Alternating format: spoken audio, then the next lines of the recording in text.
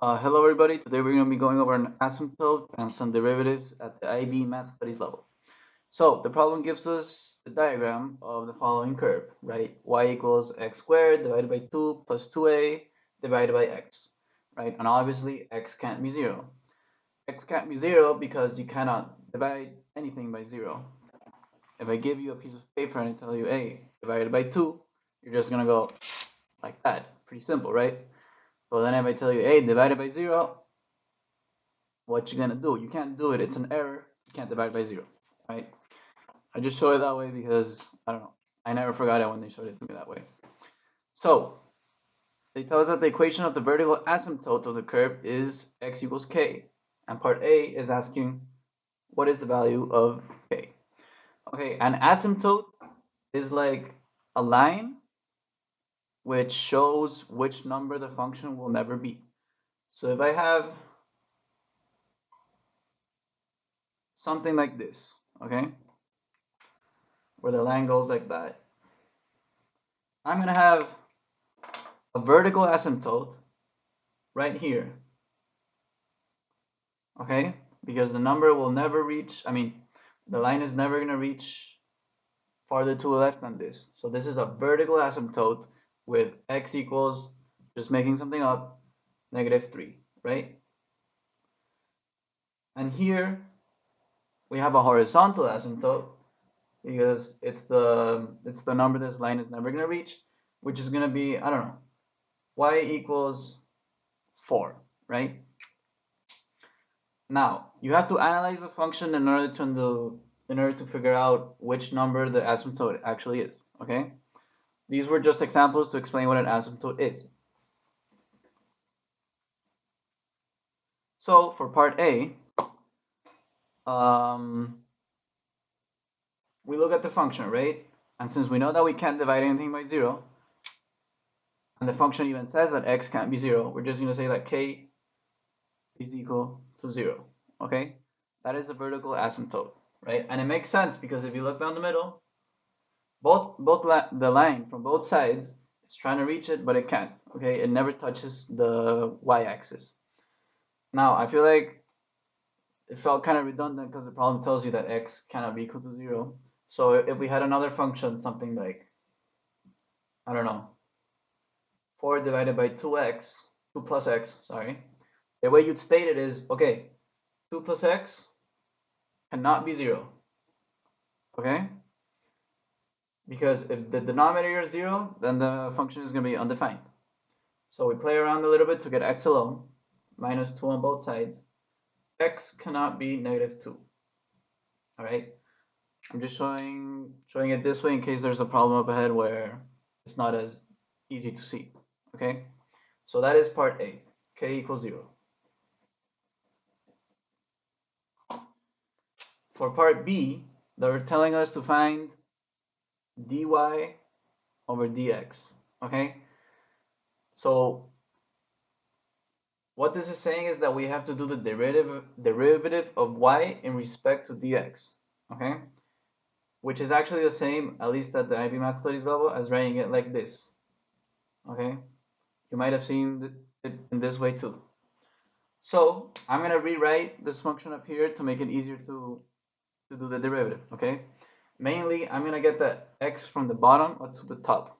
Okay, because doing the derivative of denominators can be complicated. So reorganizing it a little bit,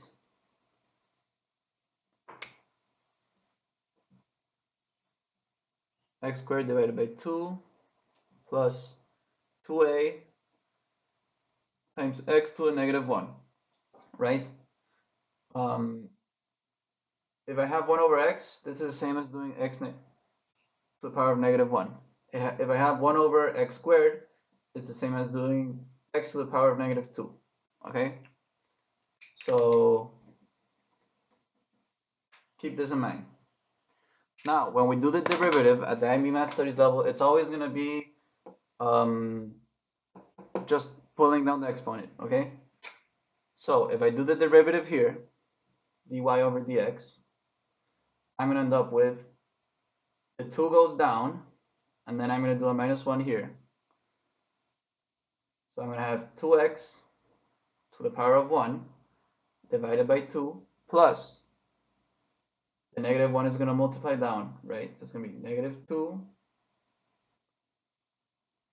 2a x to the power of negative 2.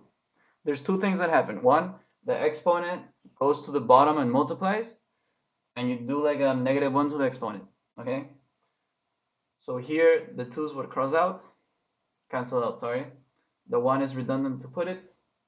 So we have x minus 2a x to the power of negative 2, which is the same as x minus 2a divided by x squared.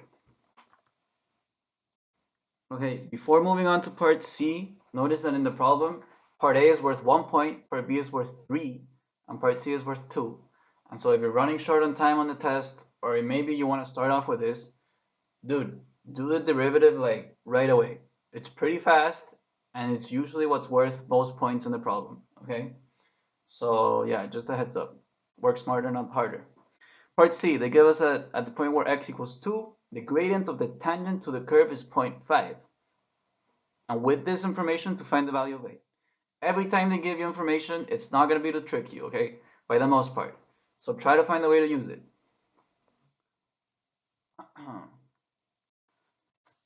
The other piece of information is that in part B, we got the first derivative, right? And so when you have f of x like this, right? These are going to be sets of points, right? F of x is just a fancy way of writing y, okay? You plug in x, you get a value for x, and then whatever this equals, it's going to be your value for y, right? When you have the derivative, it's not a set of points, okay? When you have a derivative, this whole thing is the slope, okay? And this x is going to be, I don't know, like the value of x equals 2, what is the slope, right? When you have the derivative, it's not a set of points anymore, okay? So, using this information, at the point where f of x is 2, the tangent to the curve is 0.5. This is the piece of information that they gave us, okay? So, if I plug this information over here, okay, I'm going to have that 0.5 will equal 2, I'm plugging in for x, and this 0.5 is plugging in for this guy right here, which is the same as this guy right here, okay, is equal to 2 minus 2a divided by 2 squared. So 1/2, which is the same as 0.5, is equal to 2 minus 2a divided by 4.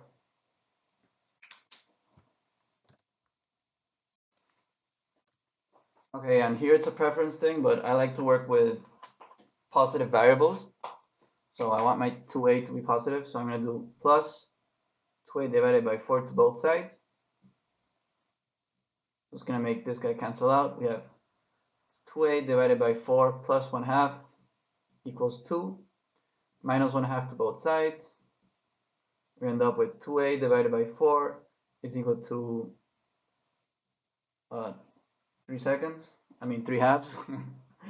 And we can multiply by 4. I mean, first we can simplify here the 2 and the 4, right? So we have 1a divided by 2. I multiply by 2 to get rid of this guy, right? Just gonna cancel out here. We have with a equals, cancel out here as well, a equals 3. Okay? Now again, the easiest part and the part that gives the most points is the derivative part. So if you're running short on time or you want to do it right away, I heavily suggest that. Okay? And you just really want to have clear that when you do the derivative, you're not dealing with sets of points anymore. Okay? You're dealing with slope. So keep that in mind and always use the information that they give you. I hope it helped.